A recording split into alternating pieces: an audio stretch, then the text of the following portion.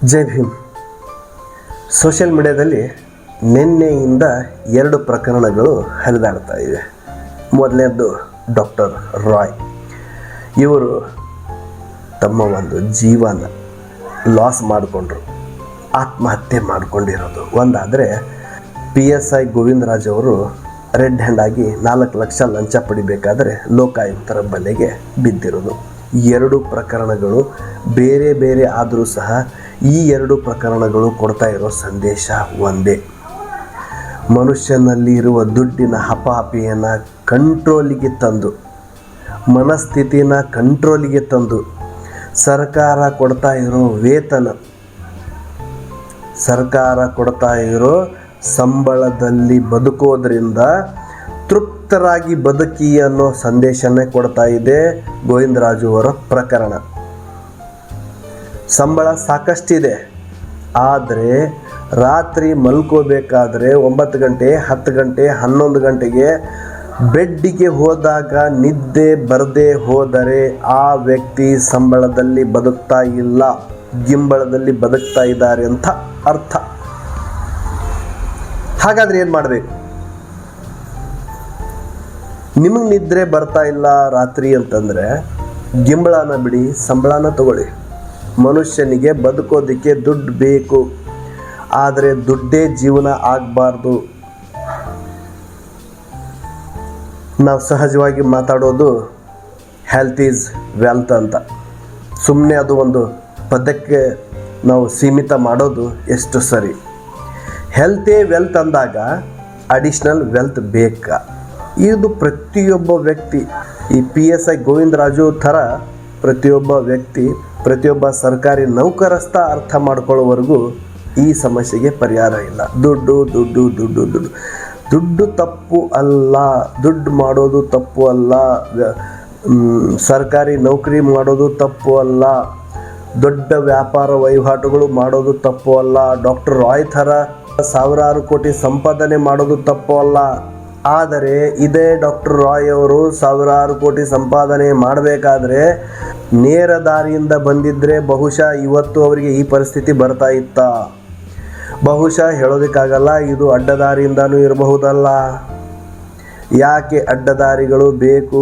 ಮನುಷ್ಯ ಬದುಕೋದಕ್ಕೆ ಏನು ಬೇಕು? ತುತ್ತು ಅನ್ನ ತಿನ್ನೋದಕ್ಕೆ, ಬೊಗಸೆ ನೀರು ಕುಡಿಯೋಕ್ಕೆ, ತುಂಡು ಬಟ್ಟೆ ಸಾಕು ಮಾನ ಮುಚ್ಚೋದಕ್ಕೆ. ಎಷ್ಟು ಮಾನ ಮುಚ್ತೀರಾ ನೀವು? ತುಂಡು ಬಟ್ಟೆ ಸಾಕ್ತಾನೆ ಮಾನ ಮುಚ್ಚೋದಕ್ಕೆ, ಇನ್ನೂ ಎಷ್ಟು ಬಟ್ಟೆ ಹಾಕ್ತೀರಾ?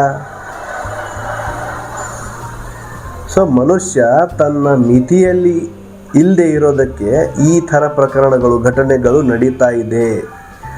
ಪ್ರತಿಯೊಬ್ಬ ವ್ಯಕ್ತಿ ವ್ಯಾಪಾರಸ್ಥ ಆಗಬಹುದು, ಉದ್ಯಮಿ ಆಗಬಹುದು, ಸರ್ಕಾರಿ ನೌಕರಸ್ಥ ಆಗಬಹುದು, ಈ ಥರ ಗೋವಿಂದರಾಜಂಥವರು PSI ಆಗಬಹುದು. ಯಾಕೆ ಮಿತಿಯಲ್ಲಿ ಬರ್ತಾ ಇಲ್ಲ? ಯಾಕೆಂದರೆ ಅವರಿಗೆ ಅವರ ಮಿತಿ ಅರ್ಥ ಆಗ್ತಾ ಇಲ್ಲ. ನಾನಿವತ್ತು ಏನು ಮಾಡ್ತಾ ಇದ್ದೀನಿ ಅನ್ನೋದು ಅವರಿಗೆ ಅರಿವಿಗೆ ಬರ್ತಾ ಇಲ್ಲ. ಆ ದುಡ್ಡಿನ ಹಪಾಹಪಿ ಅವರಿಗೆ ಹಾಗೆ ಮಾಡಿಸ್ತಾ ಇದೆ. ಸಾಕಷ್ಟು ದುಡ್ಡು ಬಂದಾಗ ಎಲ್ಲದು ನನ್ನದೇ ನಡೆಯುತ್ತೆ, ಐ ಆಮ್ ಎ ಕಿಂಗ್ ಅನ್ನೋ ಏನು ಅವರಿಗೆ ಈಗೋನೆಸ್ ಬರುತ್ತೋ. ಉದಾಹರಣೆ, ಇದೇ ಗೋವಿಂದರಾಜು ಅವರು ಕೂಗಾಡ್ತಾ ಇದ್ದರು. ಇದೇ ಗೋವಿಂದರಾಜು ಅವರು ಕೂಗಾಡಬೇಕಾದ್ರೆ ಆ ಕೂಗಿನಲ್ಲಿ ಏನೆಲ್ಲ ಸಂದೇಶಗಳು ಇತ್ತು ಅನ್ನೋದನ್ನು ಸೂಕ್ಷ್ಮವಾಗಿ ಅರ್ಥ ಮಾಡಿಕೊಂಡಾಗ ಗೊತ್ತಾಗುತ್ತೆ.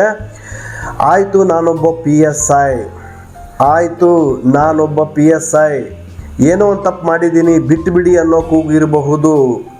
ಆಯಿತು ಇನ್ಮೇಲೆ ನಾ ಈ ಥರ ಮಾಡೋದಿಲ್ಲ ಬಿಟ್ಟುಬಿಡಿ ಅನ್ನೋ ಕೂಗದು ಕೂಡ ಇರಬಹುದು. ನಮ್ಮ ಮನೆಯವರು, ನಮ್ಮ ಸಂಬಂಧಿಕರು, ಸೊಸೈಟಿ ನೋಡ್ತಾ ಇದೆ, ಇದು ಒಂದು ಸಾರಿ ಎಕ್ಸ್ಕ್ಯೂಸ್ ಮಾಡಿ ಅನ್ನೋ ಕೂಗು ಇರಬಹುದು. ಮುಂದಿನ ಸಾರಿ ಈ ಥರ ಮಾಡಲ್ಲ, ನನ್ನ ತಪ್ಪಿನ ಅರಿವು ನನಗಾಗಿದೆ, ಬಿಟ್ಟುಬಿಡಿ ಅನ್ನೋ ಕೂಗು ಕೂಡ ಇರಬಹುದು. ಆದರೆ ಇದೇ PSI ಬೇರೆಯವರು ಮಾಡಿರೋ ತಪ್ಪಿಗೆ ಶಿಕ್ಷೆ ಕೊಡುವಂಥ ಉನ್ನತ ಸ್ಥಾನದಲ್ಲಿರೋರು ಈ ಥರ ಮಾಡಬಹುದಾ? ಪ್ರತಿಯೊಬ್ಬರು ತಮ್ಮ ಮನಸ್ಸಿನ ಆಳದಲ್ಲಿ ಅಡಗಿರೋ ಒಂದು ಅಂತರಾತ್ಮಕ್ಕೆ ಪ್ರಶ್ನೆ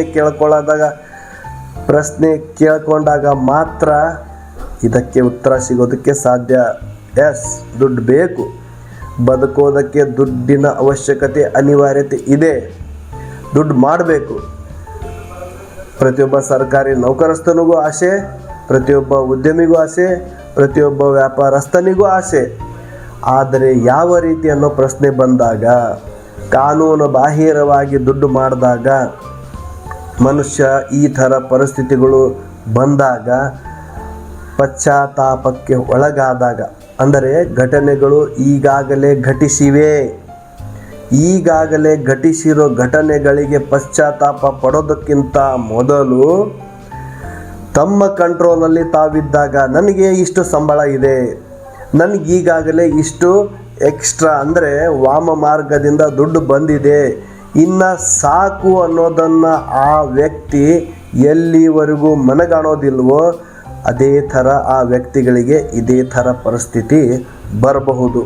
ಈ ತರಹದ ಪರಿಸ್ಥಿತಿಗಳು ಇಂತಹ ವ್ಯಕ್ತಿಗಳಿಗೆ ಬರಬಾರ್ದಾಗಿತ್ತು ಅನ್ನೋದು ಜನಸಾಮಾನ್ಯರ ಅಳಲು ಆಗಿರಬಹುದು. ಆದರೆ ಈಗಾಗಲೇ ತಪ್ಪು ನಡೆದಿದೆ. PSI ಗೋವಿಂದರಾಜು ಆಗ್ಬೋದು, ಡಾಕ್ಟರ್ ರಾಯ್ ಆಗ್ಬೋದು. ದುಡ್ಡಿಂದ ನೆಮ್ಮದಿ ಕೊಂಡ್ಕೊಳ್ಳೋದಕ್ಕೆ ಆಗೋದಿಲ್ಲ ಅನ್ನೋದು ಈ 2 ಪ್ರಕರಣಗಳು ನಮಗೆ ನಿದರ್ಶನಗಳು ಆಗಬೇಕು. ಈ 2 ಪ್ರಕರಣಗಳನ್ನು ನೋಡಿಕೊಂಡು ನಾವು ಬದುಕೋದನ್ನು ಇನ್ನಾದರೂ ಕಲಿಬೇಕು. ಹಾಗಾದರೆ ಈ ಮೊದಲು ಈ ಥರ ಪ್ರಕರಣಗಳು ನಡೆದೇ ಇಲ್ವಾ? ಎಸ್, ನಡೆದಿದೆ, ಸಾಕಷ್ಟು ನಡೆದಿದೆ. ಆದರೆ ಈಗಿನ ಪ್ರಕರಣಗಳು ಹಸಿ ಬಿಸಿಯಾಗಿರೋದು ಮತ್ತು ತುಂಬ ವಿಶೇಷವಾಗಿರೋದು. ಹಾಗಾಗಿ ಈ 2 ಪ್ರಕರಣಗಳನ್ನು ತಗೊಂಡು ನಾವು ವ್ಯಕ್ತಿತ್ವ ವಿಕಾಸನ ಕಡೆ ಹೋಗೋದು ಒಳ್ಳೆಯದು ಅನ್ನೋದು ಇಲ್ಲಿಯ ಅಭಿಪ್ರಾಯ. ಹಾಗಾದರೆ ಏನು ಮಾಡಬೇಕು ನಾವು? ದುಡ್ಡಿನ ಹಪಾಹಪಿ ಕಡಿಮೆ ಆಗಬೇಕಾದ್ರೆ ಏನು ಮಾಡಬೇಕು ನಾವು? ದುಡ್ಡು ಬೇಡ ಅಂತಲ್ಲ, ಇರೋ ಸಂಬಳ ಅಥವಾ ವಾಮ ಮಾರ್ಗದಿಂದ ಏನಾದರೂ ಗಳಿಸಿದ್ದರೆ ಅಂತರಾತ್ಮಕ್ಕೆ ಅದನ್ನು ಒಪ್ಪಿಸಿ ಮುಂದೆ ಏನು ಮಾಡಲಿ ಅಂತ ಕೇಳಿದರೆ ಆ ಅಂತರಾತ್ಮ ಹೇಳುತ್ತೆ, ಬಡ ಬಲ್ಲಿಗರಿಗೆ ಸಹಾಯ ಮಾಡಿ. ಸಹಾಯ ಅಂತಂದರೆ ನಿಮ್ಮ ಹತ್ರ ವಾಮ ಮಾರ್ಗದಿಂದ ಮಾಡಿರೋ ದುಡ್ಡನ್ನು ಮಾತ್ರ ಬಡ ಬಲ್ಲಿಗರಿಗೆ ಕೊಟ್ಟು ನಾನು ಸಹಾಯ ಮಾಡಿದ್ದೀನಿ. ದೇವರ ಗುಡಿಯಲ್ಲಿರೋ ಹುಂಡಿಗೆ ಒಂದಿಷ್ಟು ದುಡ್ಡು ಹಾಕಿ, ದೇವರೇ ನಾನು ಕಾಣಿಕೆ ಹಾಕಿದ್ದೀನಿ, ಕ್ಷಮಿಸಿಬಿಡಪ್ಪ, ನಾಳೆ ಮತ್ತೆ ನಾನು ಹೊಸ ಅಪರಾಧ ಮಾಡ್ತಾ ಇದ್ದೀನಿ, ಆತ್ಮಸಾಕ್ಷಿಯ ವಿರುದ್ಧವಾಗಿ ನಾನು ಮಾಡ್ತಾ ಇದ್ದೀನಿ ಅಲ್ಲ. ದುಡ್ಡಿಂದ ಮಾತ್ರ ಬಡ ಬಲ್ಲಿಗರಿಗೆ ಅನುಕೂಲ ಮಾಡಬೇಕನ್ನೋದಲ್ಲ. ದುಡ್ಡು ನಿಮ್ಮ ಹತ್ರ ಇದ್ದರೂ ಸಹ ದುಡ್ಡು ಯಾರಿಗೂ ಹಂಚದೇನು ಬೇರೆ ರೀತಿಯಿಂದ ನೀವು ಸಹಾಯ ಮಾಡಬಹುದು. ದುಡ್ಡಿಂದ ಏನೇ ಮಾಡಿದರೂ ಕೂಡ ಅಲ್ಪ ತೃಪ್ತರಾಗ್ತೀರಾ. ದುಡ್ಡು ಇಲ್ಲದೆ ಸಮಾಜಕ್ಕೆ ನೀವೇನು ಕೊಡುಗೆ ಕೊಡ್ತೀರಾ ಆವಾಗ ನೀವು ದೊಡ್ಡ ವ್ಯಕ್ತಿ ಆಗೋ ಪ್ರಯತ್ನದಲ್ಲಿದ್ದೀರಾ ಅಂತ ಅರ್ಥ. ಅದೇ ರೀತಿ ನಾನು ನಾನು ಯಾರು, ನಾನು ಯಾಕಾಗಿ ಬಂದಿದ್ದೀನಿ, ಏನು ಮಾಡಬಹುದು ಅನ್ನೋದನ್ನು ಅಂತರಾತ್ಮಕ್ಕೆ ಕೇಳಿದಾಗ ಬಹುಶಃ ಅದು ನಿಮಗೆ ಕೊಡಬಹುದು ಉತ್ತರ. ಈ ಥರನೂ ಕೊಡ್ಬೋದು, ಅದು ಪುಸ್ತಕ ಓದಿ ಅಂತ ಹೇಳ್ಬೋದು. ಸಮಾಜದಲ್ಲಿ ಗಣ್ಯ ವ್ಯಕ್ತಿಗಳು ಹೇಗೆ ಬದುಕಿದ್ದಾರೋ ಅವರ ಬಯೋಪಿಕ್ಗಳನ್ನು ನೋಡೋದು, ಓದೋದ್ರ ಮುಖಾಂತರ ನಾವು ಕೂಡ ಸಮಾಜಮುಖಿ ಕೆಲಸಗಳನ್ನು ಹೇಗೆ ಮಾಡ್ಬೋದು ಅನ್ನೋದನ್ನು, ಅವು ಕೂಡ ದಾರಿದೀಪಗಳು ಆಗ್ಬೋದು ಅನ್ನೋದನ್ನು ಅಂತರಾತ್ಮ ಕೂಡ ಹೇಳ್ಬೋದು. ಎಲ್ಲಿಯವರೆಗೂ ನಿಮ್ಮ ಅಂತರಾತ್ಮದ ಜೊತೆಗೆ ನೀವು ಮಾತಾಡೋದಕ್ಕೆ ಆಗೋದಿಲ್ವೋ ಆವಾಗ ಅನ್ಕೋಬಹುದು, ನಾನು ಮನುಷ್ಯನಲ್ಲ, ನಾನಿನ್ನೂ ಮೃಗವಾಗೇ ಇದ್ದೀನಿ.